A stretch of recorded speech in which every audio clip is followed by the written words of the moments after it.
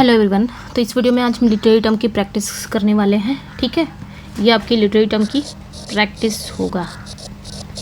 Okay, लेकिन उसके पहले ये पीडीएफ है, ये थ्योरी है। ओके, टीजीटी का थ्योरी है, कंप्लीट क्विक रिवीजन है, थ्योरी बेस्ड है और कंप्लीट क्विक रिवीजन है। आप इसको कंप्लीट क्विक रिवीजन के लिए भी ले सकते हैं या फिर आप टीजीटी की तैयारी आपको करनी है तब भी आप ले सकते हैं। ये पूरी थ्योरी है, सब कुछ कवर है, सब कुछ इंक्लूडेड है इसमें। ये ग्रामर रूल्स हैं, रूल्स के बाद आपको थोड़ा थोड़ा एमसीक्यूज देखने को मिल जाएंगे, प्रैक्टिस मिल जाएगा। ये पीजीटी वालों के लिए है। ठीक है, एंड ये तीनों जो है, ये तीनों प्रैक्टिस है। ठीक है, ये प्रैक्टिस विद आंसर है, इतने सारे टॉपिक की प्रैक्टिस है। इसमें भी 4 राइटर का ये 1 लाइनर है विद हिंदी एक्सप्लेनेशन है। और इसमें ये वाली प्रैक्टिस में 4 राइटर है, 4 राइटर का प्रैक्टिस है। ठीक है, सब कुछ कवर है। तो जो कोई भी इंटरेस्टेड है इस पीडीएफ में, इस वाले नंबर पे आप मैसेज करके और डिटेल ले सकते हैं और पीडीएफ ले सकते हैं 8081848735 पर। आते हैं हम क्वेश्चन पे। तो आज की क्लास का क्वेश्चन है, फर्स्ट क्वेश्चन है जो आपके एग्ज़ाम के लिए बहुत इंपॉर्टेंट है आज की क्लास का। This term is used for a word to govern 2 or more words though it is appropriate to only one। जैसे कि फॉर इंस्टेंस एग्जाम्पल के लिए देखा जाए, he broke her relation and her heart. This term is, यहाँ पे कहा क्या जा रहा है कि एक टर्म है, एक शब्द है, एक टर्म है जो किसी वर्ड या किसी फ्रेज़ के लिए, किसी एक वर्ड या फ्रेज़ के लिए ही यूज़ होता है वो वर्ब। जैसे कि example, he broke for her relation and her heart. This term is, ये टर्म क्या है ये बताना है। थेमेसिस है या प्लूनाज्म है, प्रोलिप्सिस है, एक मिनट, एंड ज़ेउग्मा है। तो कौन सा वो टर्म होगा हमें बताना है। ठीक है, तो यहाँ पे कहा क्या जा रहा है, ये जो आपका हो जाएगा टर्म, ये आपका ज़ेउग्मा है। ठीक है, ज़ेउग्मा बोलते हैं। ये एक फिगर ऑफ स्पीच होती है जिसमें एक ही वर्ब या फिर एडजेक्टिव का यूज़ 2 या 2 से अधिक वस्तुओं के लिए किया जाता है, जिनका रिलेशन अगर हम देखें तो ग्रामेटिकली तो हो सकता है, लेकिन अर्थ के अनुसार उसमें अंतर होता है। मतलब कहने का मतलब है एक वर्ब या फिर एक एडजेक्टिव 2 या 2 से अधिक वस्तुओं के लिए यूज़ होता है, उसे कहा जाता है ज़ेउग्मा। जैसे यहीं पे देख ले, ही ब्रोक, ये जो आपका वर्ब है ना, ये किसके लिए यूज़ हो रहा है, रिलेशन के लिए भी यूज़ हो रहा है एंड किसके लिए, हार्ट के लिए यूज़ हो रहा है। यानी कि ये भी बोला जा सकता था कि ही ब्रोक हर रिलेशन बस, लेकिन नहीं, ही ब्रोक हर हार्ट, अलग अलग भी। लेकिन यहाँ पे 2 या 2 से अधिक आपके शब्द हैं और एक ही वर्ब दोनों को ही डिस्क्राइब कर रहा है, तो वो हो गया आपका ज़ेउग्मा। ठीक है, यहाँ पे जो ब्रोक है 2 अलग अलग भावों के लिए यूज़ हुआ है, एक रिलेशन के लिए, एक हार्ट के लिए।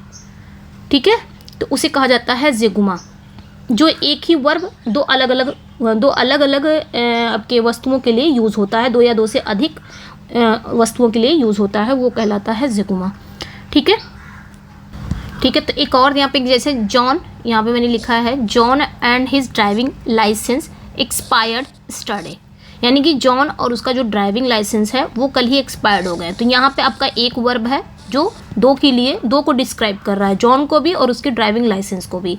उसी तरह यहीं पे देखिए, ब्रोक जो है वो दो चीज़ों को डिस्क्राइब कर रहा है, रिलेशन को और हार्ट को, तो वही ज़ेउग्मा हो जाता है, जो एक आपका वो वर्ब या एडजेक्टिव जो 2 या 2 से अधिक वस्तुओं के लिए यूज़ होता है। ठीक है, नेक्स्ट वन पे आएंगे, abbreviation of a longer term by taking the initial letters is, उसे क्या बोलेंगे, एक्रोनिम, सिनोनिम्स या फिर बैक फॉर्मेशन या फिर एफोनिमस क्या बोलेंगे। मतलब जब किसी लंबे शब्द या फ्रेज को उसके शुरुआती अक्षरों द्वारा संक्षेप में लिखा जाता है तो उसे क्या कहा जाता है।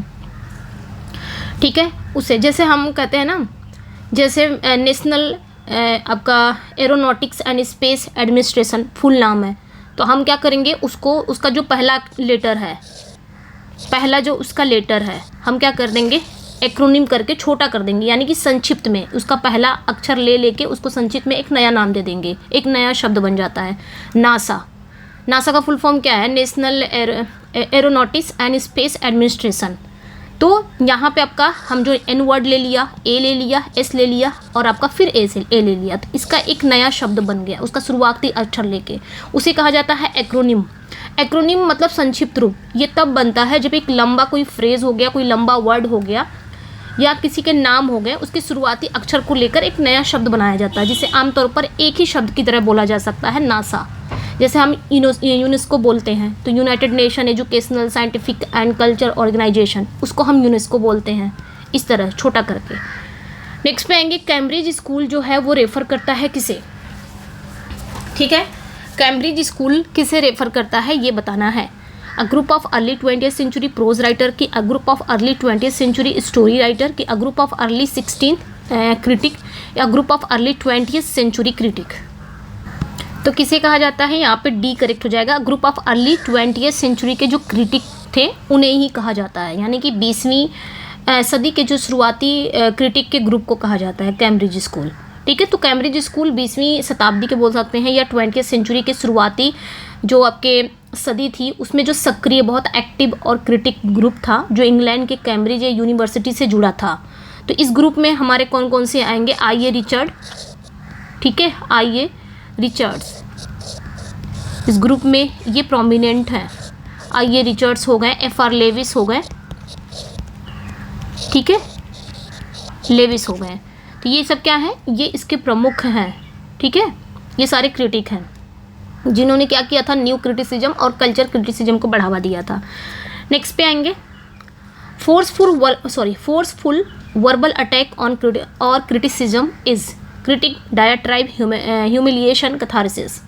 जब कोई बोलचाल या राइटिंग में बहुत तीखा और आक्रामक हमला करता है तो उसे क्या कहा जाता है, ठीक है। जैसे कोई इंसान बोल रहा है या राइटिंग में ही किसी के खिलाफ या कोई स्पीच दे रहा हो कोई पर्सन, और स्पीच में क्या कर रहा हो, बहुत तीखा बोल रहा हो, बहुत आक्रामक हमला कर रहा हो उस पर्सन के लिए, तो उसे हम क्या कहेंगे।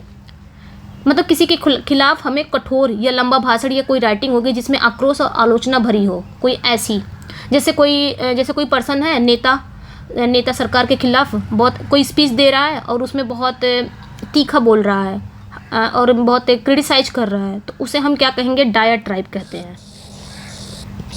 यानी कि वो सरकार की कमियां गिनवा रहा है, उसकी स्पीच में वो सिर्फ क्या कर रहा है, सिर्फ सरकार की कमियां गिनवा रहा है, तो वो सब क्या है, वो डायट्राइब है, ठीक है। तो ये याद रखना है। नेक्स्ट पे आएंगे as a social practice it embodies different ideologies through written and spoken text it is. इसे क्या बोलेंगे, रजिस्टर है, कैरोल है, पिडगिन है, डिस्कोर्स है, इसे क्या बोलेंगे, ठीक है। तो यहाँ पे आपका क्या राइट आंसर हो जाएगा। कहा क्या जा रहा है कि एक सामाजिक प्रक्रिया है जिसमें लिखित और जिसमें राइटिंग और ओरली लैंग्वेज के माध्यम से अलग अलग विचारधाराओं की अभिव्यक्ति होती है, उसे क्या कहते हैं, ठीक है। एक सोशल प्रैक्टिस के थ्रू उसे क्या कहते हैं, रजिस्टर, क्रियोल, पिडगिन या डिस्कोर्स। तो डिस्कोर्स का मतलब क्या होता है, भाषा के माध्यम से, लैंग्वेज के माध्यम से किसी विषय पर एक विस्तृत डायलॉग या विचार विमर्श करना। इसमें केवल शब्द नहीं होते बल्कि उनके पीछे जो छिपी सामाजिक या राजनीतिक सांस्कृतिक विचारधाराएं भी होती हैं, उन्हें कहा जाता है डिस्कोर्स, ठीक है। मतलब ये लोग क्या करते हैं, लैंग्वेज के माध्यम से, लैंग्वेज के थ्रू किसी विषय पर एक विस्तृत बातचीत करते हैं, ओके। तो डिस्कोर्स हो जाएगा।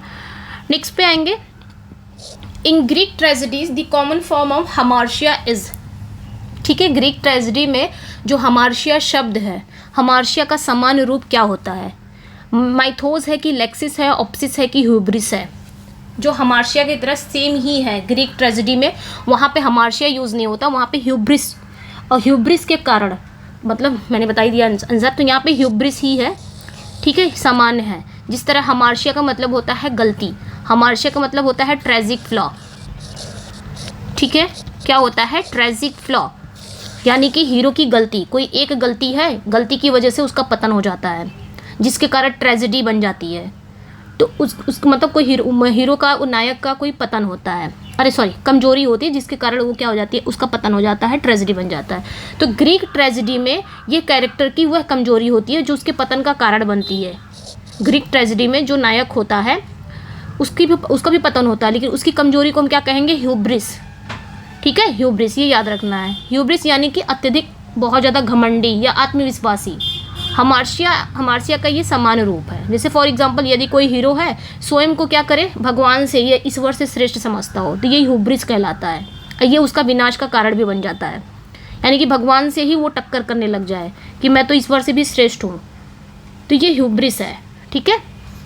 वो हमार्शिया की तरह ही समान होता है। Hellenism and Hebraism are the terms given by, ये जो दोनों टर्म है ये किसने दिया था, Wordsworth, Shelley, Shakespeare, Matthew Arnold. Hellenism and Hebraism, ये दोनों टर्म किसने दिया था ये बताना है। ओके, तो ये जो टर्म है ये आपके मैथ्यू अर्नोल्ड ने दिया था।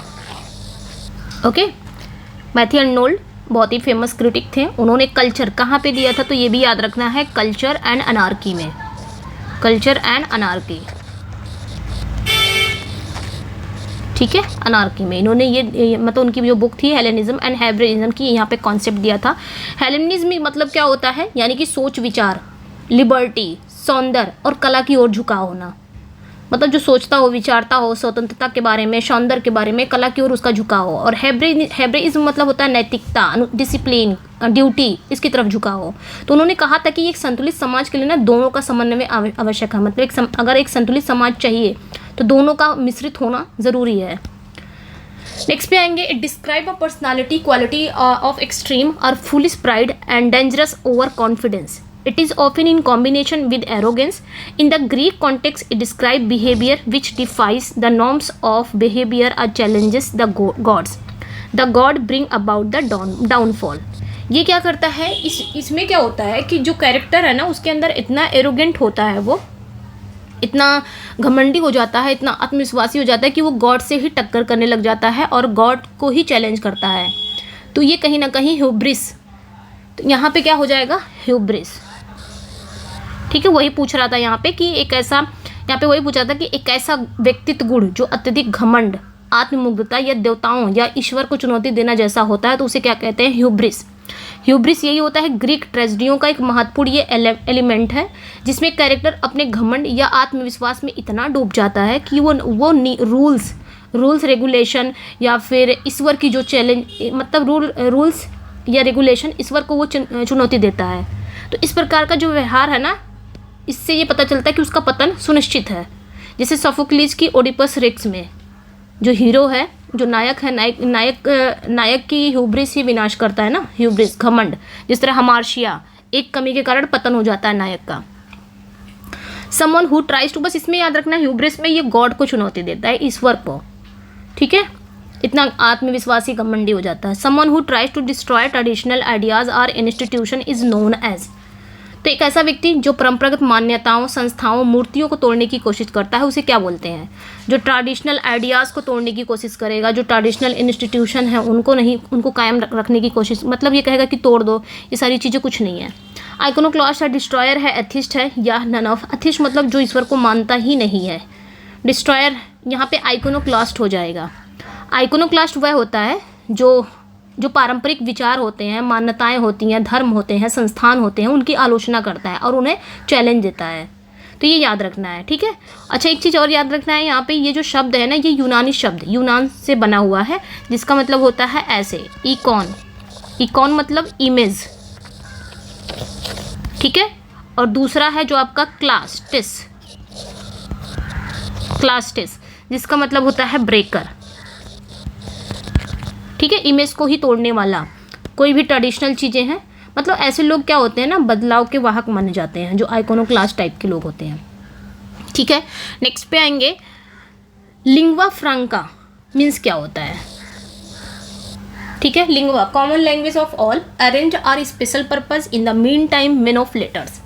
लिंग्वा फ्रैंका क्या होता है, ये एक प्रकार की, लिंग्वा फ्रैंका क्या होता है, एक ऐसी लैंग्वेज होती है लिंग्वा फ्रैंका जो अलग अलग भाषा बोलने वाले लोग एक दूसरे से बातचीत के लिए अपनाते हैं। मतलब ये एक ऐसी लैंग्वेज होती है जो आदमी अलग अलग भाषाएं बोलते हैं ना, उनको भी ये एक दूसरे से बात कर ले। जैसे कोई आदमी कन्नड़ बोल रहा है, कोई मराठी बोल रहा है, क्या उसको, अगर उस आदमी को कन्नड़ ना आया या उस आदमी को, दूसरे आदमी को मराठी नहीं समझ में आ रही है, तो क्या वो लोग आपस में बात कर पाएंगे, कम्युनिकेट कर पाएंगे? नहीं कर पाते हैं। लेकिन लिंग्वा फ्रैंका एक ऐसी लैंग्वेज है जहाँ पे वो दोनों आदमी एक दूसरे से कम्युनिकेट कर पाएंगे। वो कौन सी लैंग्वेज होती है, जैसे कि इंग्लिश आजकल कॉमन हो गई है ना, कॉमन। आप इंग्लिश कहीं पे भी बोलोगे तो सबको समझ में आए, चाहे वो मराठी है, चाहे वो आपका कन्नड़ है, ठीक है। अगर वो कुछ भी बोल रहा है लेकिन उसको इंग्लिश ज़रूर समझ में आएगी। इंग्लिश अगर दूसरा आदमी ने बोला तो वो भी बोला, दोनों एक दूसरे से कम्युनिकेट कर पाएंगे। तो ऐसी लैंग्वेज कॉमन लैंग्वेज होती है सभी के लिए, समझ में आ गया होगा, वही होता है लिंग्वा फ्रैंका।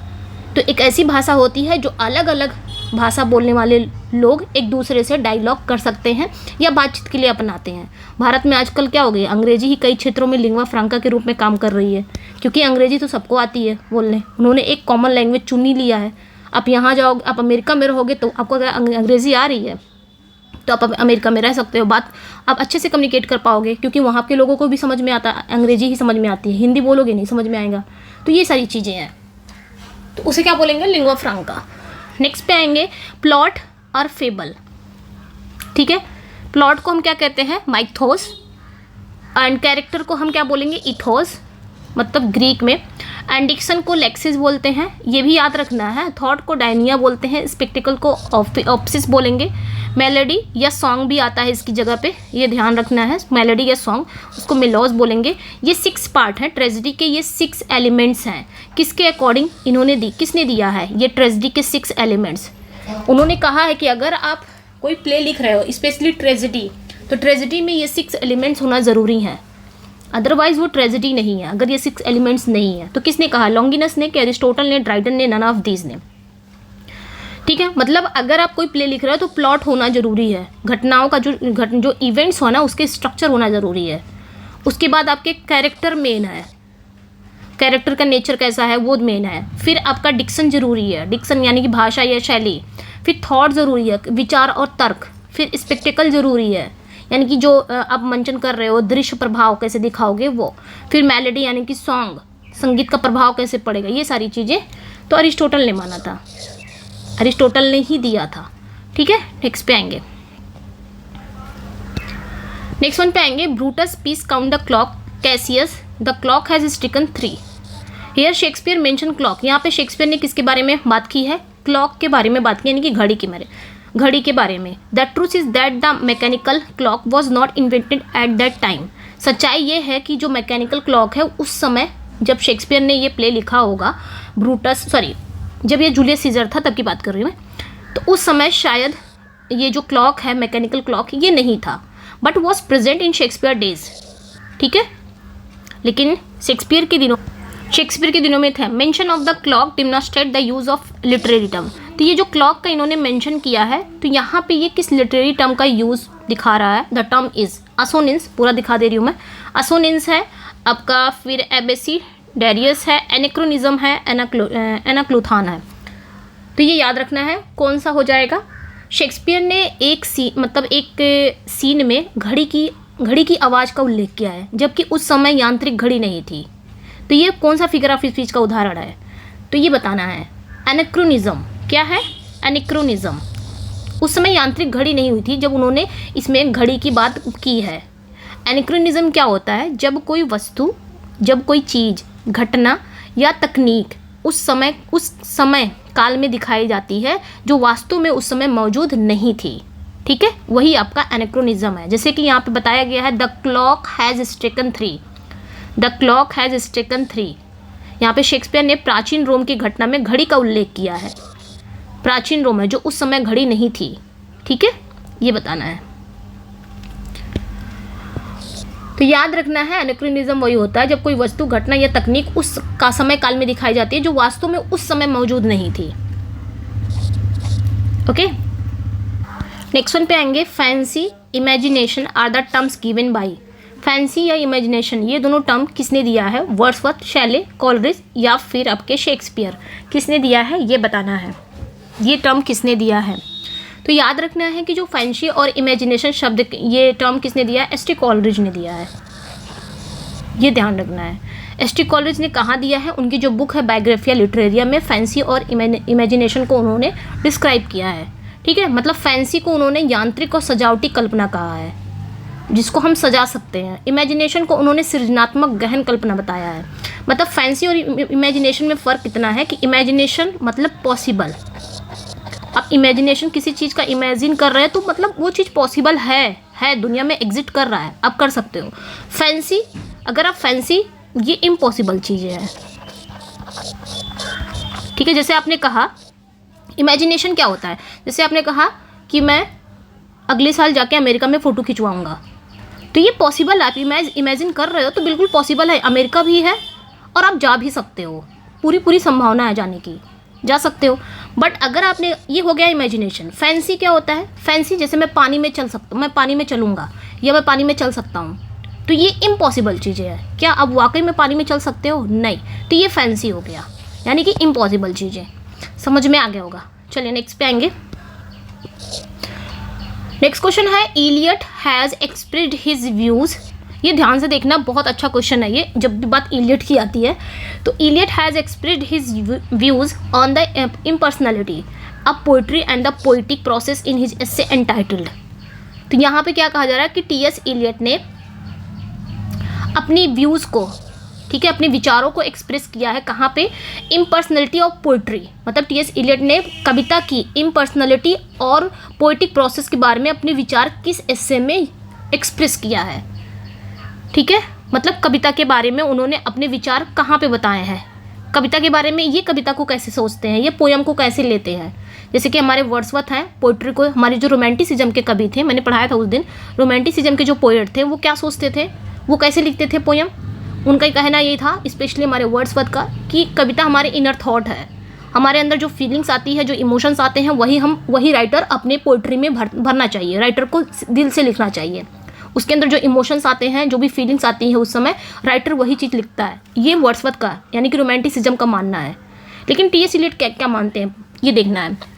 तो यहाँ पे बस इतना ही पूछा है कि उन्होंने अपने किस एसे में पोइट्री के बारे में, यानी कि इम्पर्सनैलिटी एंड काव्य प्रक्रिया यानी पोइटिक प्रोसेस के बारे में अपने विचार किस एसे में प्रकट किए हैं। तो यहाँ पे ट्रेडिशन एंड इंडिविजुअल टैलेंट जो 1919 में आया था, ये ध्यान रखना। आगे क्वेश्चन है, इसको हम अच्छे से समझते हैं। तो इसमें क्या बताया कि टी.एस. इलियट ने इस फेमस, ये टी.एस. इलियट का फेमस एसे है, इसमें इन्होंने कहा कि एक सच्चा कवि अपने व्यक्तिगत भावनाओं को कविता में नहीं उड़ेलता। इन्होंने कहा है, इन्होंने सीधा उल्टा कर दिया। हाँ, रोमांटिसिज्म के पोएट्स को सीधा उल्टा, इनका उल्टा है। रोमांटिसिज्म कहते हैं कि डालना चाहिए अपनी भावनाओं को कविता में, लेकिन इनका क्या कहना है कि अगर आप कविता लिख रहे हो तो कविता में जो भी भावनाएं आपके अंदर आ रही हैं तो आप कविता में बिल्कुल भी मत लिखो, बल्कि उन्हें रचनात्मक प्रक्रिया में बदल देना चाहिए। ट्रेडिशन, मतलब उन्होंने कहा कि जो परंपरा है वो बहुत, मतलब ट्रेडिशन के बारे में बात की है। उन्होंने कहा है कि जो ट्रेडिशन को बहुत महत्व दिया और कहा कि एक कवि को अपने समय और अतीत दोनों से जुड़ना चाहिए, ठीक है। ट्रेडिशन को इन्होंने बहुत महत्व दिया। ट्रेडिशन मतलब परंपरा, जो पुरानी चीज़ें थी, इन्होंने इसको महत्व दिया। कहा कि एक जो पोएट है ना, अपने समय की भी चीज़ों को देखना चाहिए, अपने पास्ट से जुड़े रहना चाहिए, दोनों के बारे में। आगे बढ़ते हैं, ठीक है। नेक्स्ट वन पे आएंगे। The mind of the poet is a shade of platinum, ठीक है। It many partly or exclusively operate upon the experience of the man himself, but the more perfect the artist, the more completely separate in him will be the man who suffers, and the mind which creates, the more perfectly will the mind digest and transmute the passion which are its material। तो ये जो extract है ये हमें कहाँ देखने को मिलता है? टी.एस. इलियट ने कहा है, ये टी.एस. इलियट का कोटेशन है, ये ट्रेडिशन एंड इंडिविजुअल टैलेंट का ही है, ठीक है। इसमें इन्होंने क्या कहा है, जिसमें उन्होंने कविता को रासायनिक प्रक्रिया से तुलना की है। उन्होंने कहा है, उनका मानना ये था कि जो पोएट का दिमाग होता है, पोएट का दिमाग प्लेटिनम जैसा होता है। किसकी तरह होता है? प्लेटिनम जैसा होता है। अगर पोएट के अंदर भावनाएं आती हैं, इमोशंस आते हैं, फीलिंग्स आते हैं, तो वो उस चीज़ को आत्मसात कर लें, ना कि स्वयं उसमें शामिल हो जाए पोइट्री में। तो ये इलियट के ना इम्पर्सनल थ्योरी ऑफ पोइट्री के आधार था। नेक्स्ट पे आएंगे, poetry is not a turning loose of emotion but an escape from emotion. It is not the expression of personality but an escape from personality. बहुत अच्छी बात इन्होंने कही है। ये पोइट्री के अकॉर्डिंग है, मतलब इनके अकॉर्डिंग है। Who define poetry in this manner, किसने इस मैनर में, इस तरीके से पोइट्री को डिफाइन किया है? ईट्स ने, लैम ने, अर्नोल्ड ने या इलियट ने? हमें बताना है किसने किया है, ठीक है।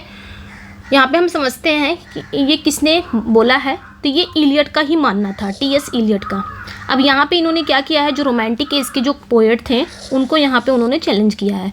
इलियट का मानना ये था कि कविता भावनाओं को खुलकर व्यक्त करने की जगह एक संयमित, एक लिमिटेड कलात्मक प्रक्रिया है, जहाँ पे वर्ड्सवर्थ कहते हैं कि कविता क्या है, भावनाओं को, जो आपके इमोशंस आ रहे हैं, जो भावनाएं आ रही हैं, उसको खुल के उसमें एक्सप्रेस करो। कविता वही है ना, यही तो वर्ड्सवर्थ कहते हैं, लेकिन इलियट जस्ट उल्टा कह रहे हैं, ठीक है। इनका कहना ये है कि कविता क्या है, कविता में भावनाएं, अगर पोएट के अंदर भावनाएं आ रही हैं तो उसमें ना डालें, एक लिमिटेड है पोइट्री, उन्होंने कहा कि कवि की भावनाएं कविता में नहीं झलकनी चाहिए। वर्ड्सवर्थ क्या कहते हैं, कवि की भावनाएं कविता में झलकनी चाहिए, लेकिन एलियट क्या कहते हैं, कवि की भावनाएं कविता में नहीं झलकनी चाहिए, बल्कि कविता को एक स्वतंत्र कलाकृति के रूप में विकसित होना चाहिए। मतलब उसमें कुछ भी पोएट्स का दिखना नहीं चाहिए।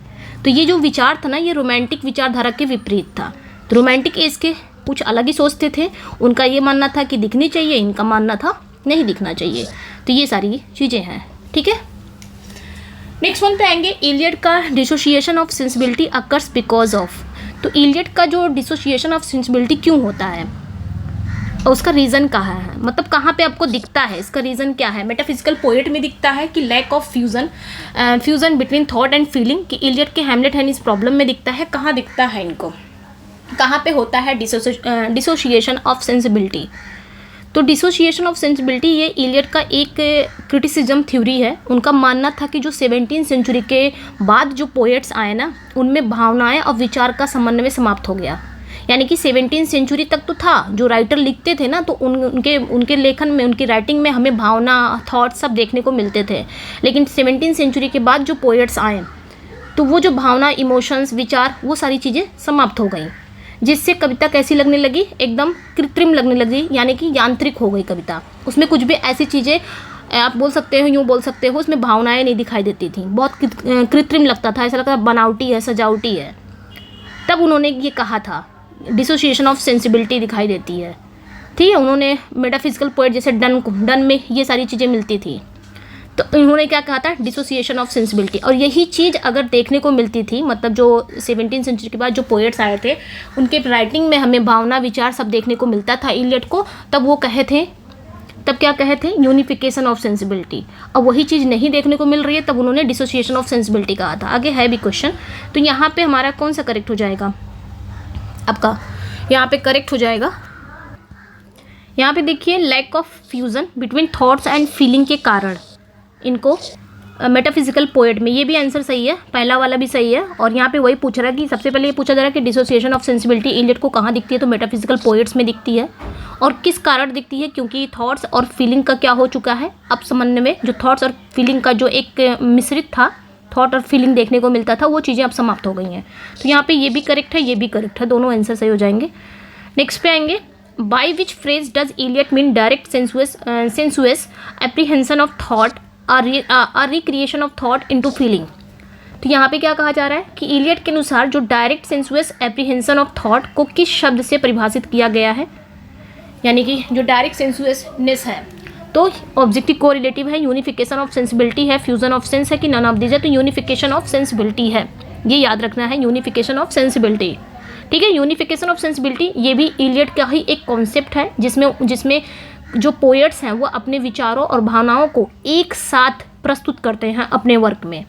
तो यही चीज़, ये देखिए, यही चीज़ है, यही चीज़ इलियट ने देखा था कि 17वीं सेंचुरी के बाद जो कवि आए, यानी कि जो पहले 17वीं सेंचुरी के जो पोएट्स थे, उनमें यूनिफिकेशन ऑफ सेंसिबिलिटी देखने को मिलती थी। मतलब वो पोएट्स अपने राइटिंग में क्या लिखते थे, विचारों और भावनाओं को एक साथ प्रस्तुत करते थे, मतलब इस पे ध्यान वो देते थे। लेकिन धीरे धीरे ये चीज़ें अब ख़त्म हो गई, यानी कि डिसोसिएशन ऑफ सेंसिबिलिटी आ गई, यानी कि उनमें ये चीज़ें, सारी चीज़ें ख़त्म हो गई, ठीक है। जिसमें जब ये लोग ऐसा करते थे तो कविता कैसी हो जाती थी, पोयम गहराई और प्रभावशीलता से भर जाती थी, अगर वो लोग क्या करते थे, थॉट एंड फीलिंग के साथ लिखते थे, ठीक है। तो ये इलियट का एक आदर्श काव्य गुण था, जो उन्होंने मेटाफिजिकल कवियों में देखा था कि ये सारे मेटाफिजिकल पोएट में देखा जाता था, जैसे जॉन डन वगैरह हैं।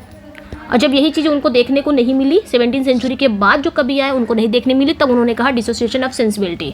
This is the term which was coined by American painter Washington Allston in 1840 and introduce and made famous by T.S. Eliot in an essay Hamlet in Problem written in 1919, published first in 1920 in the Sacred Wood. This term is, अब यहाँ पे बताना है, ये एक term है जिसको किसने क्वाइन किया था, एक अमेरिकन पेंटर थे वॉशिंगटन एल्स्टन। इन्होंने क्वाइन किया था 1840 में। बाद में इसे T.S. Eliot ने इंट्रोड्यूस किया, या यूँ बोलो फेमस किया, कहाँ पे, अपने इससे हैमलेट एंड इस प्रॉब्लम में। इसमें इन्होंने इस टर्म को जो टर्म वॉशिंगटन ने क्वाइन किया था, T.S. Eliot ने फेमस किया था अपने इससे हैमलेट इन प्रॉब्लम में। ये कब आया था, 1919 में, और पब्लिश कब हुआ था, 1920 में। कहाँ पे, सेक्रेड वुड में। तो ये टर्म कौन सा है हमें बताना है।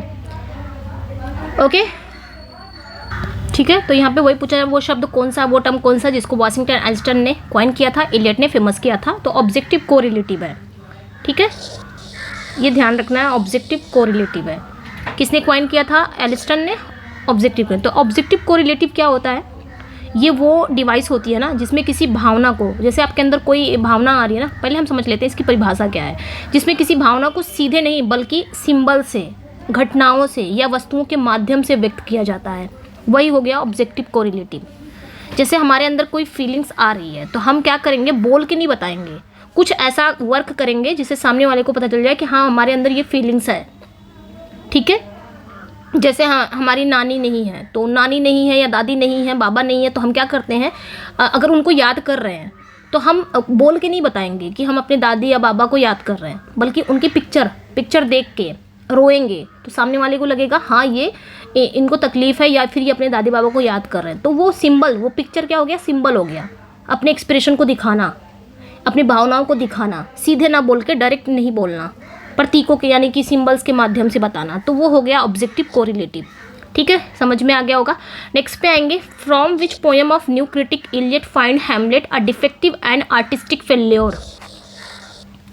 यहाँ पे क्या पूछा जा रहा है कि इलियट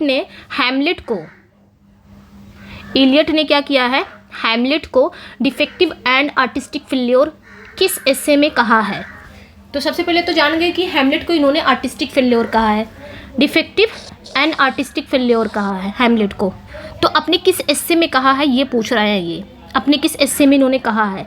डिसोसिएशन ऑफ सेंसिबिलिटी तो नहीं है, अभी हमने पढ़ा, एसोसिएशन ऑफ सेंसिबिलिटी भी नहीं है, तो ऑब्जेक्टिव कोरिलेटिव। यहाँ पे एस्से का नाम तो नहीं है, बस इतना याद रखना है कि ऑब्जेक्टिव कोरिलेटिव की बात उन्होंने कहा है, क्यों कहा है ये हो गया, लेकिन एस्से उनका क्या है, हैमलेट एंड हिज प्रॉब्लम है। यहाँ पे ये होना चाहिए था, हैमलेट एंड हिज प्रॉब्लम्स, इस एस्से में इन्होंने ये बात कही है, ठीक है, ध्यान देना है, प्रॉब्लम्स इसमें इन्होंने कहा है जो 1919 में आया था। ओके, इसमें इन्होंने कहा है हैमलेट को क्या कहा है, आर्टिस्टिक फेल्योर कहा है। और ये जब ये जो कमी है ना, ये कमी को क्या कहते हैं, ऑब्जेक्टिव कोरिलेटिव। ओके, तो उन्होंने कहा है कि हैमलेट प्ले में अगर हम देखते हैं तो हैमलेट की जो भावना है, जैसे उसके फादर की डेथ हो जाती है, हैमलेट की जो भावना को व्यक्त करने के लिए कोई भी पर्याप्त ऑब्जेक्टिव कोरिलेटिव शेक्सपियर ने नहीं दिखाया है, जिससे ऑडियंस उसके दर्द को महसूस कर पाते हैं। जैसे उनके हैमलेट के फादर की डेथ हो जाती है, लेकिन ऐसा हम अगर पढ़ते हैं हैमलेट का प्ले या देखते हैं तो ऐसा कोई भी एलिमेंट्स हमको देखने को नहीं मिलता जहाँ पे हैमलेट अपने भावनाओं को, अपने दुख को दर्शा रहा हो कोई चीज़ से, कोई सिंबल से, जिससे हमको लग जाए हाँ ये अपने फादर को याद कर रहा है। तो यहाँ पे इलियट ने यही बात कही है, ठीक है। इलियट ने यहाँ पे शेक्सपियर को कहा ये कमी है हैमलेट में, इस वजह से इन्होंने आर्टिस्टिक फेल्योर कहा है। तो ये हो गया ऑब्जेक्टिव कोरिलेटिव, ठीक है, कि शेक्सपियर ने ऐसा कुछ नहीं यूज़ किया है, इसलिए क्या हो गया आपका हैमलेट क्या हो गया, आर्टिस्टिक सक्सेस, इसीलिए उन्होंने कहा क्योंकि उसमें ऑब्जेक्टिव कोरिलेटिव शेक्सपियर ने यूज़ नहीं किया है। यही किए, मतलब हैमलेट की भावना को व्यक्त करने के लिए कोई ऑब्जेक्टिव कोरिलेटिव यूज़ नहीं किया। Shakespeare is successful in finding an objective correlative to express the emotions of the character which drama is it. कौन सा ड्रामा है ये बताना है, ठीक है। अब यहाँ पे पूछा जा रहा है कि शेक्सपियर ने किस प्ले में कैरेक्टर की भावना को व्यक्त करने के लिए सफलतापूर्वक ऑब्जेक्टिव कोरिलेटिव का यूज़ भी किया है। जहाँ पे हमें कैरेक्टर के इमोशन को पता चल रहा है वहाँ पे ऑब्जेक्टिव कोरिलेटिव का कोरिलेटिव का उन्होंने यूज़ किया है। हैमलेट, मैकबेथ, किंग लियर या ओथेलो, तो हमें मैकबेथ में देखने को मिलता है, तभी इन्होंने आर्टिस्टिक सक्सेस कहा है मैकबेथ को, इसमें देखने को मिलता है, ठीक है। मैकबेथ में कहाँ देखने को मिलता है, लेडी मैकबेथ जब बार बार अपना हाथ धो रही होती है, रो रही होती है, कहीं ना कहीं वहाँ से हम ऑडियंस को पता चलता है कि वो पछता रही है, उसने जो काम किया उसको पश्चाताप, मतलब रिपेंट हो रहा है। तो ये क्या हो गया, भले वो दर्शा नहीं रही है कि मैं रिपेंट कर रही हूँ या मुझसे गलती हो गई है, बार बार वो हाथ धो रही है, उसका मतलब वो बार बार उसके दिमाग में एकदम बैठ गया है, तो वो क्या हो गया, एक सिम्बल्स हमको पता चल रहा है जिससे कि हाँ बेचारी अब पछता रही है, तो वहाँ पे एक सिम्बल्स दिखाए, तो वो हो गया ऑब्जेक्टिव कोरिलेटिव, मैकबेथ में हमको दिखता है, इसीलिए मैकबेथ को इन्होंने आर्टिस्टिक सक्सेस कहा है। नेक्स्ट पे आएंगे, the holy family of pre Raphaelite theory is said to be. Holy family किसे कहा जाता है, तो होली फैमिली में कौन कौन आता है। प्री रेफेलाइट थ्योरी की होली फैमिली किन तीन प्रमुख उत्तर औपनिवेशिक चिंतनों को कहा जाता है, चिंतकों को कहा जाता है, बताना है। तो होली फैमिली किसे कहा जाता है, सिंपल ये जानना है। तो यहाँ पे जो राइट आंसर हो जाएगा वो आपका करेक्ट हो जाएगा, एडवर्ड शेड है, डी हो जाएगा। और गायत्री स्पिवक है एंड होमी भाभा है, ठीक है। यही तीनों को होली फैमिली कहा जाता है, ये याद रखना है, ओके। और इसे आप बोल सकते हो, इसे आप या तो होली फैमिली बोल सकते हो या तो holy trinity of post colonialism, यही 3 ग्रुप है इसमें। नेक्स्ट पे आएंगे, the concept of white man's burden is associated with, ये जो कॉन्सेप्ट है वाइट मैंस बर्डन, ये एक कॉन्सेप्ट है, किस राइटर से जुड़ा है, जॉन रस्किन से, जोसेफ कॉनरेड, रुडयार्ड किपलिंग या नन ऑफ दिस, किससे जुड़ा हुआ है ये बताना है। तो यहाँ पे जो रुडयार्ड किपलिंग है ना, इनसे जुड़ा हुआ है, वाइट मैंस बर्डन, ठीक है। इनकी एक बुक है वाइट मैंस बर्डन, ये इनकी बुक है वाइट मैंस बर्डन, ठीक है। इसमें इन्होंने ये विचार बताया है कि यूरोपीय लोगों का जो कर्तव्य है कि वो असभ्य देशों को सभ्यता सिखाएं, इसमें इन्होंने बताया है। नेक्स्ट वन पे आएंगे, आइए Richards distinguishes 4 different meaning in the poem which is correctly matched. तो आइए रिचर्ड्स ने कविता के अर्थ को 4 परत बताए हैं कि कविता में ये 4 चीज़ें होनी चाहिए, वो कौन सी हैं। अगर आप एक कविता पढ़ रहे हो तो 4 चीज़ें आपको समझना ज़रूरी है एक पोएम को समझने के लिए। वो 4 चीज़ें कौन होनी चाहिए, sense, feeling, tone and intention, चारों होना चाहिए। या फिर अच्छा यहाँ पे वो दिया है, या ऑल आर करेक्टली मैच्ड, यहाँ पे मिलाना भी होगा। तो आप देख सकते हैं, पहले मिला लीजिए, उसके बाद फिर आप आंसर पे आएंगे, ठीक है। What is actually said है, the writer emotion attitude towards it, the writer attitude towards his reader, बताना है मैं यहाँ पे अगर आप कोई पोएम पढ़ रहे हो ना, सबसे पहले उसके सेंस को समझो, कविता का जो शाब्दिक अर्थ है, व्हाट इज एक्चुअली सेड, क्या कहा जा रहा है वो समझो। उसके बाद उसकी फीलिंग को समझो, कविता की जो भावना है, यानी कि writer emotional attitude towards it, यानी कि कविता की जो भावना है उसको समझो। फिर टोन समझो, टोन मतलब लेखक का जो दृष्टिकोण है, राइटर का एटीट्यूड जो रीडर के लिए है वो समझो। फिर इंटेंशन समझो, यानी कि कविता का उद्देश्य क्या है, मंशा क्या है, क्या बताना चाह रहा है राइटर इस कविता के माध्यम से, क्या बताना चाह रहा है, इसका इफेक्ट क्या है, ये समझो। तो यहाँ पे सभी करेक्ट हैं, डी ऑल, यहाँ पे डी करेक्ट हो जाएंगे। नेक्स्ट पे आएंगे, अगला जो क्वेश्चन है आपका 25 पे आ गए हैं। तो यहाँ पे बहुत ही बड़ा नाम है, तो ये काफ़ी लॉन्गेस्ट है। यहाँ पे देखिए, hippopotomonstrosesquippedaliophobia is a combination of the Greek words, ये एक कॉम्बिनेशन है ग्रीक वर्ड्स का, हिप्पोज या फिर hippopotamus, the meaning of which is river horse, जिसका मतलब क्या होता है, रिवर हॉर्स या समथिंग वेरी लार्ज, ठीक है, जिसका मतलब होता है रिवर हॉर्स या something very large. The Latin word है मॉन्स्ट्रम, मॉन्स्ट्रम मतलब क्या होता है, monstrous being. The meaning of this word, हमें बताना है ये जो मीनिंग है ना, इसका मतलब क्या हो गया, काफ़ी लंबा है, तो इसका मतलब क्या हो गया। लास्ट में फोबिया भी वर्ड आया है, तो इसका मतलब फोबिया मतलब क्या होता है, डर, ठीक है, ये की वर्ड है, तो डर, यानी कि डर से रिलेटेड तो पक्का होगा ये वर्ड। तो फियर ऑफ लॉन्ग बीइंग, कि फियर ऑफ लॉन्ग वर्ड, कि फियर ऑफ लॉन्ग फ्रेज, कि फियर ऑफ लॉन्ग सेंटेंस। अब यहाँ पे देखिए ये क्या है, एक लॉन्ग वर्ड है कि नहीं है, तो अपने आप में ही एक आयरोनिक है, ठीक है, ये जो वर्ड है ना, ये अपने आप में ही एक आयरोनिक शब्द है, क्योंकि ये स्वयं ही बहुत लंबा शब्द है, जिसका मतलब होता है फियर ऑफ लॉन्ग वर्ड। इस वर्ड का मतलब भी होता है फियर ऑफ लॉन्ग वर्ड, जो अपने आप में ही एक आयरोनिक है, ठीक है।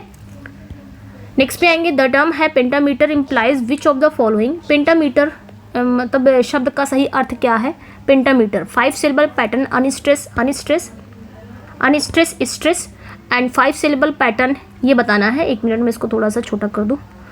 चलिए अब बताना है यहाँ पे कौन सा आपका सही होगा। तो पेंटामीटर मतलब होता है 5, पेंटा मतलब ही होता है 5, और मीटर मतलब अनस्ट्रेस स्ट्रेस, जो पैटर्न होता है उसे कहा जाता है। तो 5 syllable the pattern unstress stress, यही हो गया, यानी कि 5 सिलेबल रहेगा 5 बार, आइम्बिक पेंटामीटर यही होता है। आपका क्या करना है कि अनस्ट्रेस स्ट्रेस इस पैटर्न को ना 5 बार दोहरा दो, अनस्ट्रेस स्ट्रेस इस पैटर्न को 5 बार आप रिपीट कर दो, वो हो गया पेंटा, ठीक है। तो यहाँ पे आपका ए करेक्ट हो जाएगा। नेक्स्ट पे आएंगे, the metrical device of anaphora implies which of the following. तो एनाफोरा क्या होता है ये बताना है। एनाफोरा का हम क्या बोलते हैं, एपीफोरा भी बोलते हैं, है ना, तो एनाफोरा मतलब क्या होता है? रिपीटिशन किसी भी वर्ड या शब्द का at the concern of successive sentence of clauses, या फिर repeating the first word of the successive sentence of clauses की use of circumlocution in phraseology, a certain metrical arrangement in lines. क्या होता है ये बताना है, ठीक है। हाँ, तो यहीं पे आएंगे हम। जो एनाफोरा होता है ना, एनाफोरा बस ये दिया है जो लगातार लाइनों या सेंटेंस की शुरुआत में एक ही शब्द की पुनरावृत्ति होती है, रिपीटिशन होती है। यानी कि कोई लाइन है, उसकी जो रिपीटिशन है बार बार शुरुआत में हो रही है। जैसे इट वॉज द टाइम, फिर मैंने लिखा इट वॉज द टाइम, आगे कुछ भी लिखो, फिर मैंने लिखा इट वॉज द टाइम। तो ये जो इट वॉज है ना, ये शुरुआत में ही लाइनों में, आपकी शुरुआत सेंटेंस में शुरुआत में ही रिपीट हो रहा है, ये हो गया एनाफोरा। और इसका जस्ट उल्टा क्या होगा? एपिस्ट्रॉफी। यही वर्ड क्या हो जाएगा? लास्ट में होता है आपका, ठीक है। यही रिपीटिशन, अगर ये शुरुआत में अगर रिपीटिशन हो रही है तो एनाफोरा हो गया, लास्ट में अगर रिपीटिशन हो रही है तो क्या हो जाएगा? एपिस्ट्रॉफी हो जाएगा। तो ये याद रखना है। तो यहाँ पे जो राइट आंसर हो जाएगा वो आपका डी करेक्ट हो जाएगा, ठीक है। तो ये याद रखना है। अगर सेंटेंस कोई आपका जैसे लगातार कोई लाइन है, इट वॉज द टाइम, फिर मैंने इसी को रिपीट कर दिया, इट वॉज द, आगे कुछ भी आप लिख सकते हैं, फिर मैंने इसी को, तो ये शुरुआत में बार बार एक ही वर्ड का रिपीटिशन हो रहा है शुरुआत में ही लाइनों में, तो ये हो गया एनाफोरा। और लास्ट में, अगर लास्ट में हो रहा है तो वो हो गया एपिस्ट्रॉफी। और अगर किसी सेंटेंस में आपका एनाफोरा और एपिस्ट्रॉफी दोनों आ जाए तब कौन सा वो आपका टर्म कहलाएगा, ये याद रखना है। अब इस लाइन में देखेंगे आप, फॉर वांट ऑफ आ, ठीक है। फिर यहाँ पे देखिए रिपीट हो रहा है, फिर यहाँ पे भी देखिए for want of a show, यहाँ पे क्या रिपीट हो रहा है? देखिए बार बार इस लाइन में, पहली वाली लाइन में देखेंगे तो ये रिपीट हो रहा है, ये वाली लाइन में देखेंगे तो ये रिपीट हो रहा है, तो ये हो गया एनाफोरा, ठीक है। या आप इसे एपीफोरा भी बोल सकते हो, एनाफोरा, क्योंकि बार बार ये शुरुआत में ही रिपीटिशन हो रही है एक ही अक्षर का, एक ही शब्द का, लगातार लाइनों या वाक्यों की शुरुआत में एक ही शब्द की जो पुनरावृत्ति हो रही है वही आपका एनाफोर हो गया। और लास्ट में देखिए द सू वॉज लॉस्ट। अब यहाँ पे देखिए वॉज लॉस्ट, ठीक है, वॉज लॉस्ट आ रहा है, दूसरे वाले में भी वॉज लॉस्ट आ रहा है। तो यहाँ पे देखिए इस सेंटेंस में ना ये हो गया आपका क्या, ये हो गया आपका एपिस्ट्रॉफी, क्योंकि एनाफोरा का जस्ट उल्टा एपिस्ट्रॉफी है। लेकिन अगर एक ही सेंटेंस में आपका एनाफोरा भी आ जाए और एक ही सेंटेंस में आपका एपिस्ट्रॉफी भी आ जाए तब ये क्या कहलाएगा? तो ये याद रखना है, ये क्या कहलाएगा? ये आपका सिंप्लोज कहलाएगा। ओके, ये याद रखना है, सिंप्लोज। इस टर्म को हम क्या कहेंगे? Symploce. The use of anaphora and epistrophe at the same time create symploce. जब एक ही समय पे एनाफोरा एपिस्ट्रॉफी एक साथ आ रहा है तो वो सिंप्लोज कहलाएगा। चलिए नेक्स्ट पे आएंगे। Who first imported sonnet to England? तो यहाँ पे सबसे पहले इंग्लैंड में सबसे पहले सोनेट किसने लाया? Philip Sidney, Thomas Wyatt, Shakespeare, Milton. तो हम सभी को पता है थॉमस वाइट और हेनरी हावर्ड, जिन्हें अर्ल ऑफ सरे कहा जाता है, पेट्रार्कन सोनेट को इंग्लिश में इन्होंने क्या किया था? ट्रांसलेट किया था, प्रचार किया था। तो वाइट ने क्या किया? सबसे पहले इसे इटली से इंग्लैंड में लाया था। तो यहाँ पे आपका करेक्ट हो जाएगा सर थॉमस वाइट, ठीक है। इटली में तो ये ओरिजिन हुआ था, सोनेट का जो ओरिजिन हुआ था वो इटली में हुआ था, लेकिन वहाँ से वाइट ने इंग्लैंड में लाके प्रस्तुत किया था, ठीक है। और आयम्बिक पेंटामीटर की शुरुआत भी इन्हीं लोग ने किया था। मतलब इस पोएम के लिए आयम्बिक पेंटामीटर, इस सोनेट के लिए आयम्बिक पेंटामीटर का भी प्रयोग शुरू किया गया था। What can be the best explanation for the character of John Falstaff in Shakespeare's Henry fourth? तो यहाँ पे पूछा जाए शेक्सपियर के हेनरी फोर्थ में जॉन फॉलस्टाफ का जो कैरेक्टर है वो कैसा है? सिंपल है, कॉम्प्लेक्स है, नोविस है, गलीबल है? तो यहाँ पे देखिए ये क्वेश्चन कुछ और पूछ रहा है। एक होता है कैरिकेचर वाला आता है, तो वहाँ पे आप कैरिकेचर लगाएंगे, यहाँ पे आप क्या लगाएंगे? कॉम्प्लेक्स। क्योंकि जो फॉलस्टाफ है ना वो बहुत ही मज़ेदार है, बहुत कैरिकेचर टाइप का भी है, व्यंग्यात्मक भी है, कभी कभी वो नैतिक रूप से बहुत संदिग्ध, बहुत डाउटफुल कैरेक्टर भी बन जाता है। वो कॉमेडी भी करता है और जो हीरो है ना उसको चुनौती भी देता है और सामाजिक दृष्टि से आलोचना का माध्यम भी बनता है। इसलिए ये मतलब उसके अंदर ना कई क्वालिटीज़ पाई जा रही हैं, इसलिए कॉम्प्लेक्स है ये। एक कैरिकेचर वाला आता है तो वो आपका दूसरा टाइप का क्वेश्चन रहेगा, वहाँ पे ध्यान देना है। टर्म है essay, derivation of the French root essai which means. तो ये सभी को पता है टू ट्राई, ठीक है। एस्से शब्द फ्रेंच के एस्साई से आया, जिसका मतलब होता है प्रयास। मॉन्टेन ने सबसे पहले एस्से शब्द का यूज़ किया था, ये ध्यान रखना है। इस शैली का उन्होंने यूज़ किया था जिसमें उन्होंने व्यक्तिगत विचारों और अनुभवों पर लिखा था। और फादर ऑफ एस्से अगर पूछा जाए तो मॉन्टेन को कहा जाता है फादर ऑफ इंग्लिश एस्से। बाद में फ्रांसिस बेकन ने क्या किया, इसी एस्से को अंग्रेजी में लिखना शुरू कर दिया। ठीक है, तो ये याद रखना है, इसी एस्से को उन्होंने क्या किया, अंग्रेजी में लिखना शुरू कर दिया, तो वो हो जाते हैं फादर ऑफ इंग्लिश एस्से। बात पूछी जाए फादर ऑफ एस्से, 3 चीज़ अपने याद रखना है। फादर ऑफ एस्से पूछा जाए तो Montaigne, father of English essay Francis Bacon, prince of essay ऐसा कुछ है ना, हाँ प्रिंस ऑफ एस्से, तो वो चार्ल्स लैम्ब कहलाते हैं। Chronicle plays were very popular in, तो क्रॉनिकल प्लेज वो होते हैं, मैंने कहा क्रॉनिकल प्लेज वो होते हैं जो हिस्ट्री पे बेस्ड होते हैं, इतिहास पर आधारित होते हैं। तो ये कब ज़्यादा पॉपुलर थे, तो ये उस समय स्पेशली ना, इसमें क्या होता है, अंग्रेजी राजाओं और युद्धों की घटनाओं को दिखाते हैं, जैसे कि हमारे शेक्सपियर है, हेनरी IV लिखा, रिचर्ड III लिखा, बहुत सारी चीज़ें लिखी ना, तो वो हिस्ट्री पे बेस्ड था। और ये सबसे ज़्यादा अगर पूछा जाए ना, क्रॉनिकल प्लेज 16th सेंचुरी में थे, एलिजाबेथन पीरियड में। कब ये बहुत ज़्यादा फेमस थे, चरम पर थे अपने, इनकी जो ये बहुत ज़्यादा पॉपुलर थे, अपने चरम पर थे, तो एलिजाबेथन पीरियड में, यानी कि 16th सेंचुरी में। नेक्स्ट पे आएंगे Robert browning is famous for his, तो ड्रामेटिक मोनोलॉग के लिए जाने जाते हैं, यहाँ से थोड़ा जल्दी चलेंगे। ठीक है, ड्रामेटिक मोनोलॉग के लिए जाते हैं। ड्रामेटिक मोनोलॉग वह पोएम होती है जिसमें एक कैरेक्टर अकेले बोलता है और रीडर उसके एक्सप्रेशन को, उसके मनोभावों को समझता है। तो रॉबर्ट ब्राउनिंग की जैसे famous speech my last duchess रचनाएं उनके। The phrase stream of consciousness was first use by, तो स्ट्रीम ऑफ कॉन्शियसनेस यूज, इसको सबसे पहले किसने यूज़ किया था, हार्वे, जेम्स जॉन्स या पोर्टर, तो याद रखना है विलियम जेम्स ने। इनका एक वर्क था द प्रिंसिपल ऑफ साइकोलॉजी, उसमें इन्होंने इस शब्द का यूज़ किया था। ठीक है, उनका ये था कि जो मानव मन है ना, मानव मन के विचारों के प्रवाह को दर्शाने के लिए, मतलब मानव के मन में हमेशा क्या होते हैं, विचार चलते रहते हैं, हमेशा चलते ही रहते हैं, चलते ही रहते हैं, कभी रुकते नहीं हैं। ठीक है, जैसे अभी आप देख रहे होंगे तो कुछ ना कुछ चल रहा होगा, मतलब चलते ही रहते हैं। तो इसको सबसे पहले इन्होंने यूज़ किया, और किस राइटर ने इसका यूज़ किया, तो Virginia Woolf, James Joyce, Dorothy, ये सारे क्या किए, रिचर्डसन, इन्होंने क्या किया, इसका यूज़ किया है। ठीक है, which one of the following is not a pastoral LG, इसमें बताना है कौन सा पेस्टोरल एलजी नहीं है। तो मिल्टन की लेसिडस पेस्टोरल है, सेलिक की एडोनिस पेस्टोरल है, थायरिसिस पेस्टोरल है। लेकिन इसमें आप देखेंगे जो आपके अलेक्जेंडर पॉप का है रेप ऑफ द लॉक, ये पेस्टोरल नहीं है, ये तो एक मॉक एपिक है ना, ये एक मॉक एपिक है।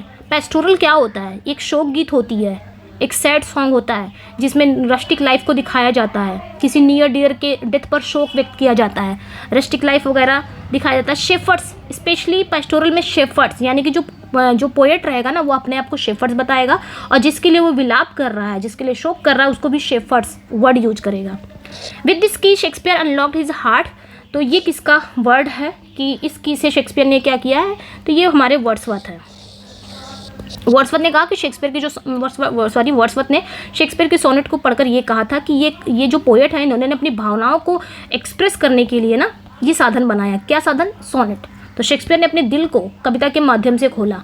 फ्री वर्ड्स क्या है पोएम में, फ्री वर्ड्स मतलब कोई नियमित मीटर नहीं होता, कोई राइम नहीं होता, मतलब कोई मीटर का यूज़ नहीं करना, कोई राइम नहीं, कोई स्ट्रक्चर नहीं, कभी एकदम पूरी तरह से स्वतंत्र है, वो अपनी भावनाओं को जैसे चाहे वैसे व्यक्त कर दे, वो होता है फ्री वर्ड्स। तो यहाँ पे जो राइट आंसर हो जाएगा वो आपका क्या करेक्ट हो जाएगा, यहाँ पे जो राइट आंसर हो जाएगा यानी कि conforming no regular meter, yes यही करेक्ट हो जाएगा। ठीक है, फ्री वर्ड्स मतलब किसी चीज़ की टेंशन नहीं है, जैसा चाहे कभी पोएट्स के दिमाग में जैसा आ रहा वैसे लिख रहे, कोई राइम मीटर स्ट्रक्चर का टेंशन नहीं है। और इस एक चीज़ और याद रखना है कि इसका यूज किसने किया है फ्री वर्ड्स का, तो जाने जाते हैं वॉल्ट विटमैन, ठीक है, सिलियट, एजरा पाउंड, लेकिन फादर ऑफ फ्री वर्ड्स की अगर बात किया जाए तो वॉल्ट विटमैन है। नेक्स्ट पे आएंगे, and who among the following introduce sonnet in English poetry, तो किसने सोनेट को इंट्रोड्यूस कराया। ठीक है, यानी कि यहाँ पे पूछा जा रहा है इंग्लिश पोइट्री में सोनेट को सबसे पहले किसने इंट्रोड्यूस किया था, मिल्टन, वर्ड्सवर्थ, चौसर या शेक्सपियर। ये तो हम जानते हैं कि सर थॉमस वाइट जो हैं उन्होंने इटली से अंग्रेजी में पेट्रार्कन सोनेट को लाया, इटली से उन्होंने अंग्रेजी में लिखा पेट्रार्कन सोनेट को, परंतु यहाँ पे जो आपका राइट आंसर हो जाएगा परंतु यहाँ पे आपका जो राइट आंसर हो जाएगा वो चौसर हो जाएगा। जेफरी चौसर ने सबसे पहले इसकी झलक अंग्रेजी में दी थी। ठीक है, ये याद रखना सबसे पहले।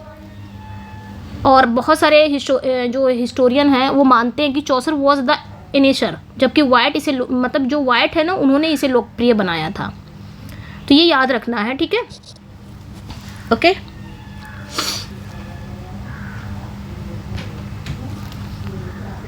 ठीक है, 1 मिनट, क्वेश्चन क्या कह रहा है यहाँ पे? बस पूछा जा रहा है कि सोनेट को इंग्लिश पोइट्री में, हाँ इंग्लिश पोइट्री में किसने लाया, तो यहाँ पे वायट ही करेक्ट हो जाएंगे, ना कि आपके चौसर करेक्ट हो जाएंगे।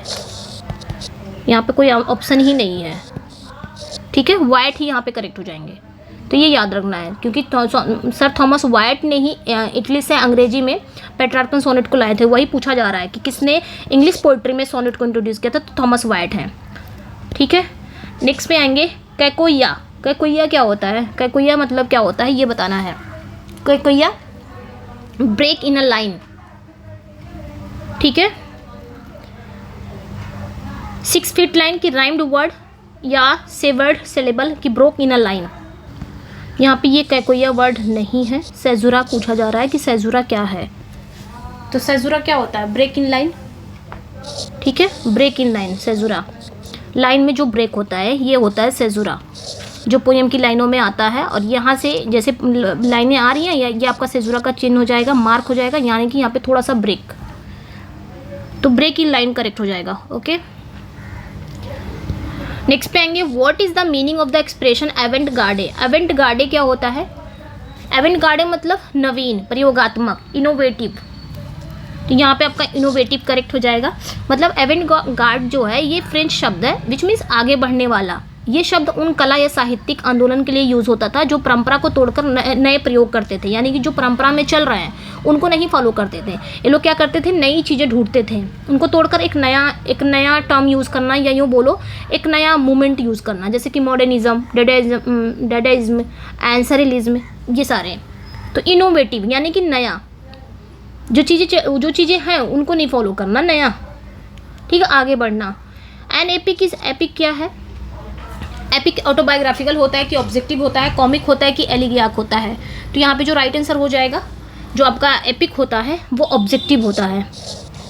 सब्जेक्टिव और ऑब्जेक्टिव में बस इतना ही फ़र्क है कि जो सब्जेक्टिव होता है ना, वहाँ पे राइटर अपने बारे में बताता है, अपने व्यक्तिगत भावनाओं के बारे में बता देगा उस पोएम में। जैसे लिरिक, लिरिक क्या है? वो सब्जेक्टिव है। ठीक है, लिरिक क्या है? वो सब्जेक्टिव है। जैसे वहाँ पे क्या कर रहा है जो राइटर है वो अपने इनर थॉट, इनर फीलिंग को बताता है, अपने बारे में ही बताता है, तो वो हो गया सब्जेक्टिव। ऑब्जेक्टिव जहाँ राइटर का कुछ भी मतलब नहीं, उसका व्यक्तिगत भावनाओं से दूर दूर रहता है, सिर्फ दूसरे की स्टोरी बताता हो, वो हो गया आपका ऑब्जेक्टिव। तो एपिक एक ऑब्जेक्टिव है, और इसमें स्पेशली क्या होता है, किसी नायक की वीरता, ईश्वर की कृपा, संघर्ष की कहानी दिखाती है। ये लेखक की व्यक्तिगत भावनाओं से दूर होता है। इसमें राइटर का कुछ भी व्यक्तिगत यानी कि कुछ भी पर्सनल नहीं होता, तो ये इम्पर्सनल होता है। अगर पूछा जाए तो लिरिक पर्सनल होती है। जहाँ पे राइटर अपने बारे में बताए ना, वो पर्सनल है, वो सब्जेक्टिव है। जहाँ पे राइटर दूसरे की कहानी बता रहा है तो वो आपका इम्पर्सनल हो जाएगा, वो ऑब्जेक्टिव हो जाएगा। Blank words is, blank words क्या है? तो ब्लैंक वर्ड्स आपका अनराइम्ड एम्बिक पेंटामीटर है। इसमें राइम तो यूज़ होता है, सॉरी इसमें राइम नहीं होता है, सिर्फ मीटर का यूज़ होता है। और मीटर कौन सा यूज़ होगा? Iambic pentameter. तो ये याद रखना है, ये आपका ब्लैंक वर्ड्स हो जाएगा। ठीक है, जिसमें कोई राइम नहीं होती है, ओनली आयम्बिक पेंटामीटर में लिखा जाता है। जैसे कि शेक्सपियर के प्ले है, मिल्टन के प्ले हैं, मिल्टन ने यूज़ किया है पैराडाइज लॉस्ट में। ठीक है, इसमें राइम नहीं रहता। A person who believe that the world can be made better by human efforts is known as. तो भाई यहाँ पे क्या है? वह व्यक्ति, मतलब जो व्यक्ति मानता है कि मानवीय प्रयासों से दुनिया को बेहतर बनाया जा सकता है, वो क्या कहलाएगा? N optimist. ऑप्टिमिस्ट वही व्यक्ति होता है जो हमेशा पॉजिटिव सोचता है। ठीक है, नेक्स्ट पे आएंगे, किड्स की पोएम है La Belle Dame sans mercy. एक बैलेड है, एलेजी है, ओड है कि आपका रिगमारोल क्या है? तो यहाँ पे एक बैलेड है। बैलेड क्या होता है? एक नैरेटिव कविता होती है, कहानी बताई जाती है। जिसमें कहानी बताया जाएगा ना, जिसमें नरेटर नरेट करेगा स्टोरी को, वो नैरेटिव हो गई। और जो कैसी होती है? लिरिकल होती है, डायलॉग फॉर्म में होती है। तो किड्स की ये जो पोएम है La Belle Dame sans Merci, ये एक बैलेड है। नेक्स्ट पे आएंगे, शेक्सपियर की history plays all together deal with a period of.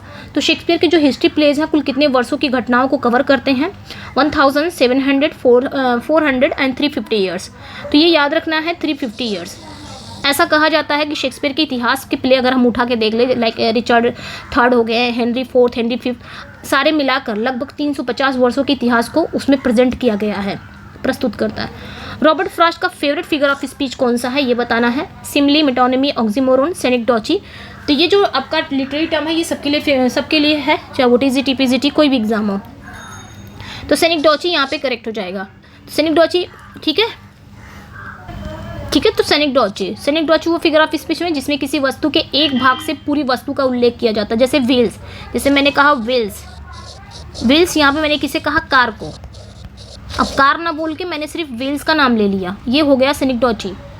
तो फ्रॉस्ट की the death of the hired man, ये एक पोयम है, उसमें उन्होंने यूज़ किया है। तो फेवरेट है ये फिगर ऑफ स्पीच, याद रखना है स्पेशली पीजीटी वालों के लिए जहाँ पे फ्रॉस्ट है। And Alexandrine is the last line of the, तो अलेक्जेंड्राइन का जो लास्ट लाइन है वो क्या होती है, ottava rima, Spenserian stanza, rhyme royal या टेर्जा रीमा। तो स्पेंसर इन स्टैंजा, ठीक है। स्पेंसर इन स्टैंजा में कितनी लाइनें होती हैं, 9 लाइन होती हैं, जिसमें 8 लाइन जो होता है वो आयम्बिक पेंटामीटर में होता है, आयम्बिक पेंटामीटर में होता है। और जो लास्ट की जो लाइन होती है उसे अलेक्जेंड्राइन कहते हैं, ये आयम्बिक हेक्सामीटर में होता है, ये ध्यान रखना है, और उसे अलेक्जेंड्राइन कहते हैं।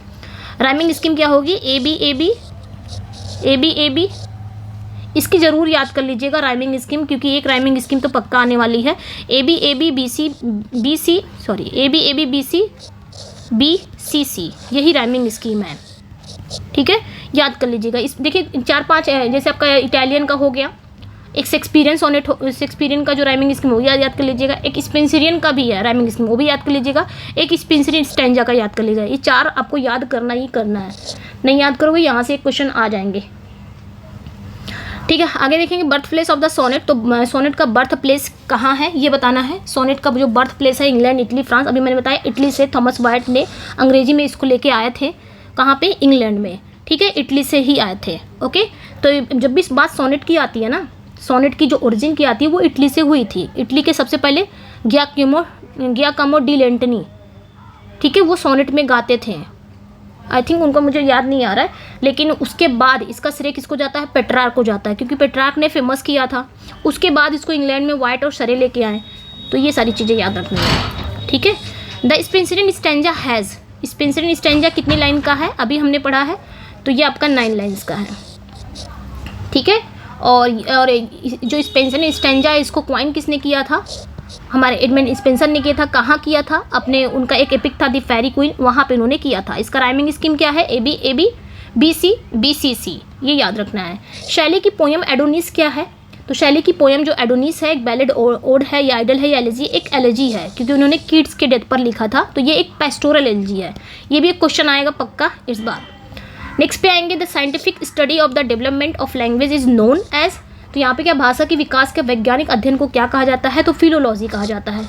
चलिए नेक्स्ट पे आएंगे, इतना ही क्वेश्चन था आई थिंक, ओके। तो इसमें 50 ही क्वेश्चन थे जो मैंने करा दिए हैं। कैसा लगा अपना, आगे इसके आगे भी हम करेंगे, लेकिन नेक्स्ट वीडियो में करेंगे। ये प्रैक्टिस था, कैसा लगा, क्या ये एग्ज़ाम से रिलेटेड है ना, रेलेवेंट है कि नहीं है, ये बताइएगा ज़रूर, फीडबैक ज़रूर दीजिएगा। और इसका जो इसका PDF चाहिए तो मेरे टेलीग्राम पे जुड़ जाएगा, वहाँ पे मिल जाएगा। मिलते हैं नेक्स्ट वीडियो में। Thank you for watching. Channel पे नए हैं तो चैनल को सब्सक्राइब करिए, वीडियो को लाइक एंड शेयर ज़रूर कर दीजिएगा, ओके। और पेड PDF के लिए इस नंबर पे जुड़ जाइएगा। अभी आपके पास समय है तो आप पेड PDF ले सकते हैं।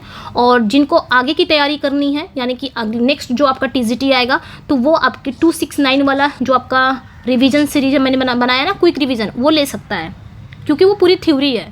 आप बहुत अच्छे से समझाया है, हिंदी इंग्लिश बाइलिंगुअल है, तो उसको आप ले सकते हो। चाहे टर्म्स हो गया, चाहे कुछ भी हो गया ना, जैसे टर्म्स हो गया, कोटेशन हो गया, सोनेट हो गई, ये सबको हिंदी में भी अच्छे से समझाया है। जैसे लिटरेरी टर्म्स भी हो गया, उसको भी हिंदी में समझाया गया है। तो वो जो मेरी क्विक रिवीजन वाली बुक है ना, वो पूरी थ्योरी है, तो अभी भी ले सकते हो। और आगे की तैयारी अगर आपको TGT की करनी है तब भी आप ले सकते हो। तो इसी नंबर पे आप व्हाट्सअप कर सकते हो, रिकमेंड करना चाहूँगी उसी को लेने के लिए। चलिए फिर मिलते हैं नेक्स्ट वीडियो में। Thank you for watching, bye bye.